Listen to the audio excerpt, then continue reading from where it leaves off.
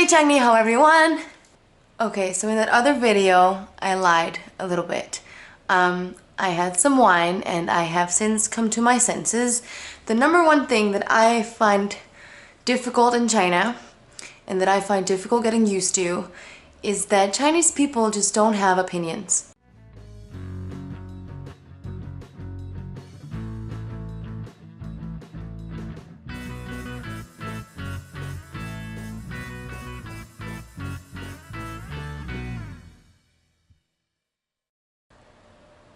So here's the deal.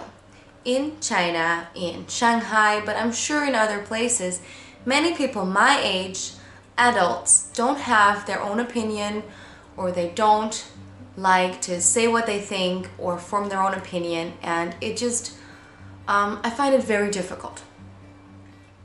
So, of course, the Chinese educational system traditionally trains people to just reproduce. You listen to your teacher, and what your teacher says is the truth. What the news says, Xi Jinping, Winnie the Pooh, what they all say, that's the truth. And that is the thing that you should know, and that is basically the only thing out there. Okay, so many things are blocked in China. The public is all supposed to be very much the same, and people want to be the same. That's because they've been trained to want to be the same. 在荷兰, in the Netherlands, you're basically, from when you're little, you're encouraged to have your own hobbies, your clubs, your own friends. You have to have your opinion, the things that you like and that you don't like, and you have to be different than everyone else. You have to be unique. You are unique. We teach children they're unique. In China, people want to be the same. They want to fit in. They don't want to stand out from the crowd. And that is still very much the case, and that creates for some complex cultural clashes.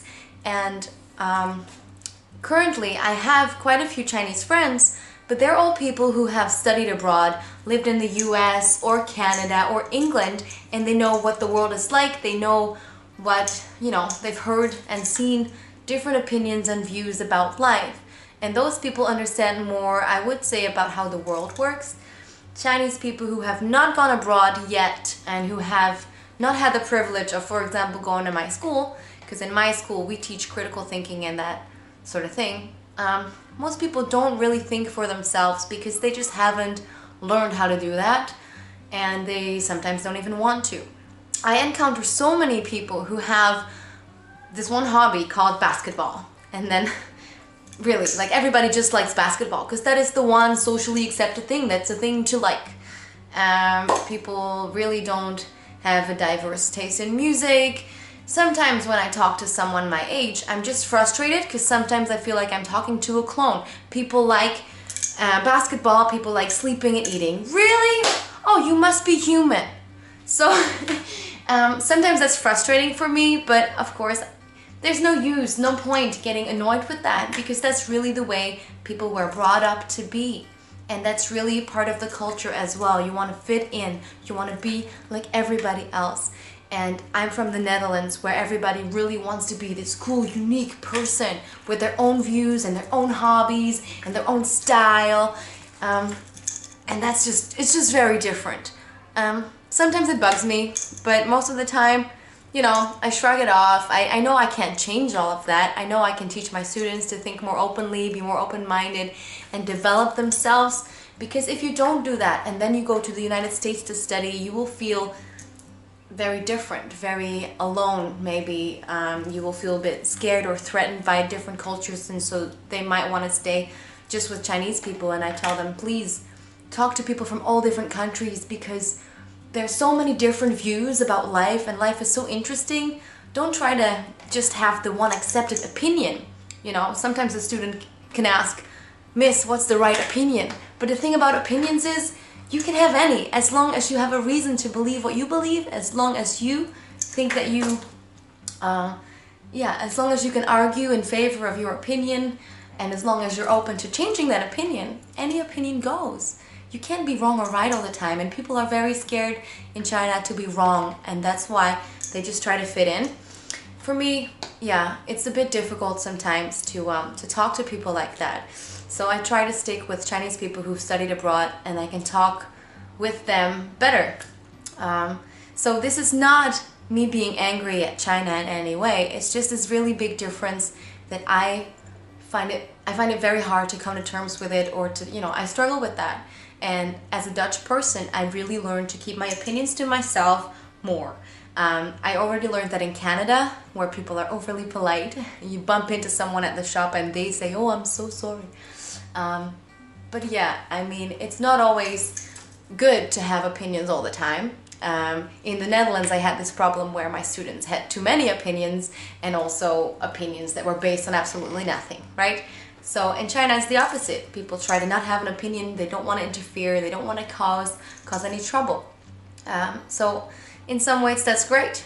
And it's just a very big cultural difference that I'm very aware of now, and that, yeah, I come across that on a daily basis. So I wanted you guys to know that.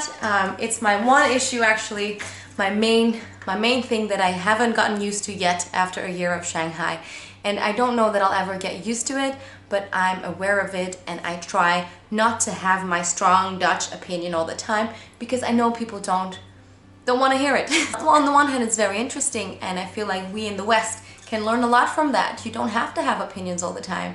And you don't have to voice that opinion all the time. You can have it in your head. And on the other hand, yeah, I would like to encourage more debate and more critical thinking, but I guess I'll do that with my students. And I know that talking to people my age is, you can't change that. Some ways of thinking, if a person is like that, it's not your responsibility to open their minds. You have two different cultures. It doesn't mean that you have to try to convince one or convince each other. You can just live together and agree to disagree sometimes. So I'm totally okay with this cultural difference. It's just that, yeah, sometimes it gets to me, and it can be frustrating in conversation and in group settings. But yeah, it's important to be aware of that. So if you ever move to China, this is something that you should keep in mind, and you should not try to change people. But you just know that most of the time people have just been raised to feel that way and to want to fit in, and actually there's nothing wrong with that. So thank you for listening to this rant. That's really it for today. 非常再见谢谢你们再见大家拜拜